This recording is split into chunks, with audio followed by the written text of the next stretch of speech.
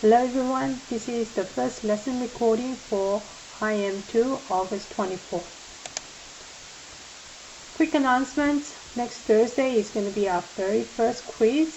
It's going to be 10 to 15 minutes at most. It's going to be multiple choice, but you will need to submit a picture of your work as well. And your work needs to support the answers that you're putting in. It is going to be on order of operations and solving equations, two-step and multi-step. So if you've been doing your homework and you've been fine with the homework as well as the classwork, you should be fine. Okay? Your homework classwork has been graded, or it's on its way to being graded. Some of the things I'm observing.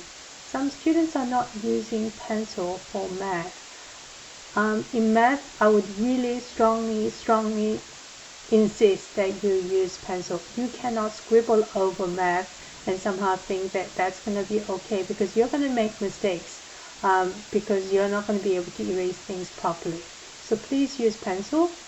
Also, correcting your answers against the answer cube when it's provided is part of your homework. So when it is provided, if you do not correct it with a red pen and giving itself check mark even when it's correct or incorrect, as well as writing the correct answers and reworking them, you are going to be losing points. I did not take any points off this time. Okay, I was going to, but because that is the best way to get your attention. Somehow, unless I take points off, that you don't take that seriously. But I do take points off. You can talk to my last year students that I do take points off for not correcting your answers. So make sure you do this. You need to know if you're doing things correctly. You need the accurate assessment of how well you're doing. Late homework, again, will get minimum of 50% credit. Obviously, if it's turned in sooner than later, you will get more credit for it. So make sure you turn your homework in. I did not, like I said, I am not taking any late work penalties up to Sunday. Okay, from Sunday onwards, from today onwards, yes, I am starting to take the 10% off for every day it is late. But again, if you turn in nothing, you're going to get 0 for it. So it's far better to turn something in. Some example of excellent homework submission that I've had. This is one. I really like the one on the left. One, because everything's spaced out and you can see the answers sort of either circled or boxed. As well as the student, when she got things wrong, she corrected herself. Okay, she said, oh, it's supposed to be -2. What did I do wrong? Okay, I messed up on the negative side. Okay, she's reworking the incorrect problems. That is part of your homework. Okay, I like this homework just because she checked off every single question whether it was correct or not. This student happened to have everything correct except this one. I think she figured out what she did wrong. However, again, you should be checking off with the red pen, preferably a check mark for correct, X for incorrect with the correct answer, and reworking your solution. Okay, so what are we doing today? The main goal for today is to review linear relationship representation and Zoom technology, screen sharing in breakout room. So a lot of things, a lot of review. So linear relationship. Well, linear reminds me of lines. We're talking about lines. When we're talking about lines, there are 2 degrees of freedom. What does that mean? That means there are 2 things that can change. What can change? It can change on the how slanted it is. There's a mathematical term for that, as well as how far up and down it is. And if you have y is mx plus b, this is the slope-intercept form. And what does this m or 3x plus b plus 4 represent? Well, the 3x means 3 multiplied by x. Okay, there is a multiply symbol, and x is not the multiply symbol. Okay, x is a variable. So the number that is in front of the x, the variable x, is going to be the slope. So 3 is the slope. The number without the x, the variable x attached to it, that is the y-intercept. Okay, so 4 is the y-intercept. 4 is b. B is the y-intercept. M is 3, which is the slope. So we are going to watch this video, that's 3 minutes.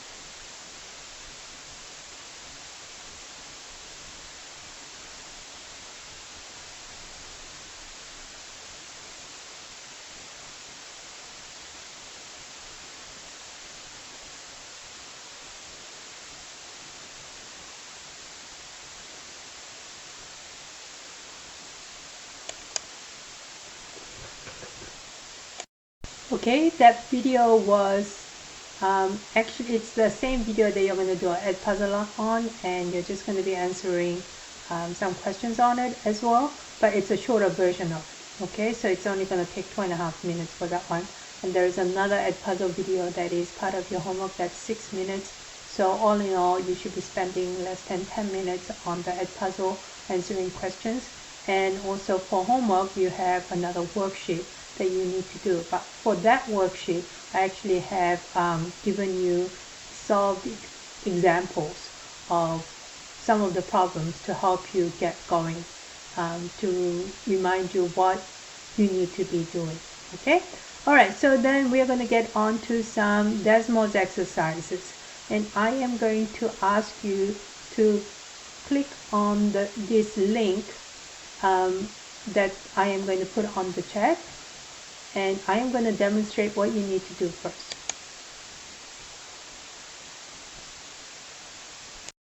Okay, so when you get to this, then it's going to get you to this screen. You can certainly go sign in with Google, and yes, you should sign in with Google, but since I don't want to sign in with my Google because I have a teacher account, I'm going to continue without signing in, and I'm going to enter my name, and I'm going to enter myself as test 2. Okay, but again, you should not be using some nickname. You should be using your own name so that I can see what you've done. Any classwork may be graded. You need to make sure that you're doing your work, and I will get copies of all the activities that you're doing here. Okay, so once I do that, it's gonna send me to this page. Okay, and what do? It's graphing in slope intercept form. So if y is equal to 1 over 4x minus 3, I am trying to graph on this. So what does we say that it begin with b? What do we know about b? Well, we know b is it a quarter, or is it 3, or is it a negative 3? It's negative 3. Okay, so I can write negative 3. Okay, if it is too hard for you to write the numbers here, don't worry about it. I don't really care. I care more about your graphing. What about slope? What is the m value? It's 1/4. It's positive 1/4, so 1 over 4. Okay, that's my best effort of writing. Okay, and then, so begin with b of y-intercept of negative 3. So that means y-intercept, this is the y-axis. Y-intercept is where the line is crossing the y-axis, so it's going to be right here. Negative 3 is right here, and the slope is 1 over 4. That means it's rise over run. So rise is positive 1, so it's going up by 1, and then going to the right by 4. 1, 2, 3, 4. So that's my second line, or second point. Then from here, I am going to draw a line. So it says click on that, and I should be able to draw a line that probably looks from here. Okay, that seems to go through the 2 points pretty well. Okay, I'm gonna leave it at that, and then I go on to the next slide. Okay, and so on, and I will repeat the same thing here. One more thing, when you see a number without a fraction, what can you put as a default? Well, 2 is same as 2 over 1, right? That means the slope is 2 over 1. That means the change in y is 2, change in x is 1, right? And I hope you can do this. Alright, so you are going to do the rest. And once you're done, we are going to go on to another decimals activity. And so I am going to click on this link. And when I do that, I am going to get to this link. That looks like this page. Okay, so graphing linear equations card sort. Again, you should be signing with your Google, but since I don't want to do that, I am going to call myself test2. Okay, all right, but you should not be using a nickname. Okay, all right, then in this case, all right, so I'm going to get many different cards that looks like this. So we have some equations and we have some graphs, so you are supposed to match them up. Okay, so if I see many different equations. Let's have a look at this one. Okay, so if I was to click on this, I can make this bigger. Okay, so I see that the y-intercept is 3, and the slope looks like I can see that it passes right through here and passes right through here. So it looks like the slope is a positive or negative. Well, it's going from here to there, it's going down, so it's negative 4 over 1. So negative 4 over 1 is 4. Negative 4, and the y-intercept is 3. So we are looking for negative 4x plus 3. Oh, here we go. So then I need to move that until it's right on top. Do you see that the equation now has that blue shade over it? Now I let go. Now it has connected them together. Okay? Okay, and you need to just match those together with all of them. Okay, so that's the second activity. And then the third activity is the Jamboard, and I will come back and explain that in the second video.